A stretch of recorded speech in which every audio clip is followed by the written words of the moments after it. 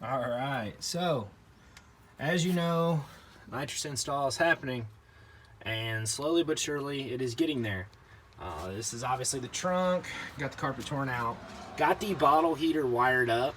As you can tell, what did we got here? Oh, pressure switch. Pressure switch is done, obviously, and the gauge. The carpet's going to sit back down in here, so all this wires will be hidden and everything. We're going to mount that relay to the seat bracket somewhere along there, and then we'll wire loom these up, make them look all pretty. I haven't decided about what to do with the wires on the pressure sensor, just based on the fact of yeah, obviously to take the bottle out to get it filled, you have to take those wires off, and so they're gonna be moving a lot, so I'm not really gonna worry about them too much. Probably just leave them stick out. But yeah, let's move on here. Move to the inside of the car. As you can tell, it's a disaster. The console's here. I just got the back seat put back in.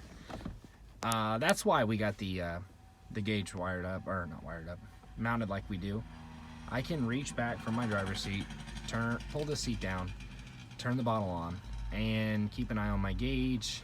And with the sensor, turning the warmer on and off, it's pretty easy. I don't have to spend the money on a remote bottle opener or a fancy nitrous pressure gauge up here on the console. I mean, as much as it would look nice, I mean, obviously the AEM wideband here, it would look nice to have another gauge up here, but we could spend that money elsewhere, and that gauge is plenty big to turn around and see from here. So, as you can tell, got the switches wired up.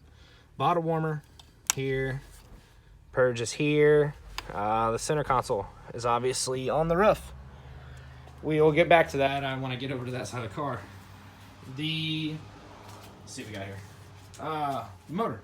As you can tell, we got the nitrous solenoids mounted up.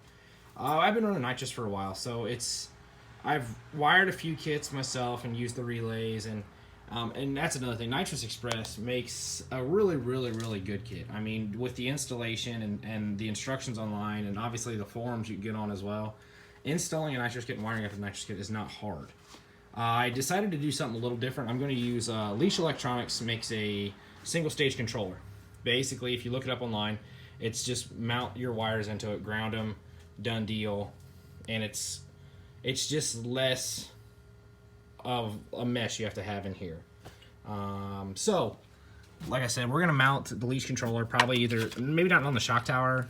The AC's deleted in this car. Actually, I'm thinking about just popping this thing out of here and just mounting it right there. Possibly same with these.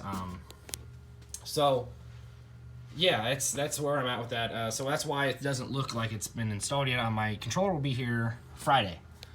We did get the Windows switch wired up, and obviously you saw in the previous video, wired up throttle switch wired up. So hopefully, if all goes as planned, we're wrapping up the tune. With obviously the quarter horse, it takes a little time to iron everything out. Got to change the plugs. I run Autolite 3924s right now. I will be switching to Autolite 3922s, which are 2 stages colder.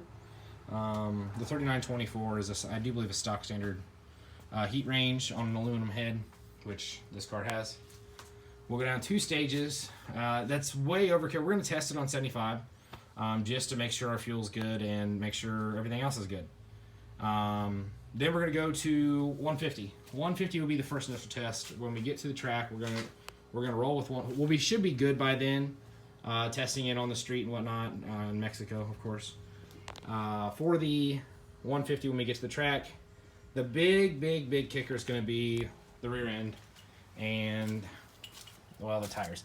The tires will hook, but some people will tell you otherwise, that drag radials aren't as hard as slicks, or slicks are harder on the rear end. However you want to look at it, somebody's going to tell you something. We're on a 295, 55, 15 now.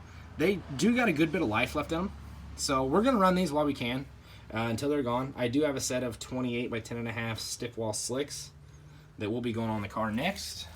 So our first trip to the track on a 150 shot will be on stock 28 spline, axles, a stock carrier, and 373s.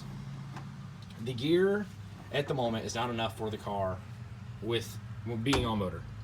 I can't pull faster than 160 with the way it's set up currently. So it will be going to either a 410 or a 430. Haven't done the math yet to decide on what I want to go with, but it's going to be one of the two.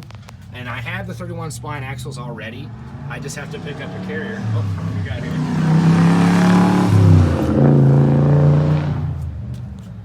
Friend of mine's dad. He's got many cars like that. But yeah, so that's where we're at right now. Just a quick update. And like I said, we're gonna go to the track with the setup as it is. We will get to the rear end afterwards. Hopefully it doesn't break. If it breaks, we'll throw it on a trailer and bring it home. If it doesn't, we'll bring it home and redo the rear end. So yeah, hopefully this weekend we'll have an update, test the purge, test the solenoids, make sure everything's working as it should, and we'll go from there. Thanks for watching.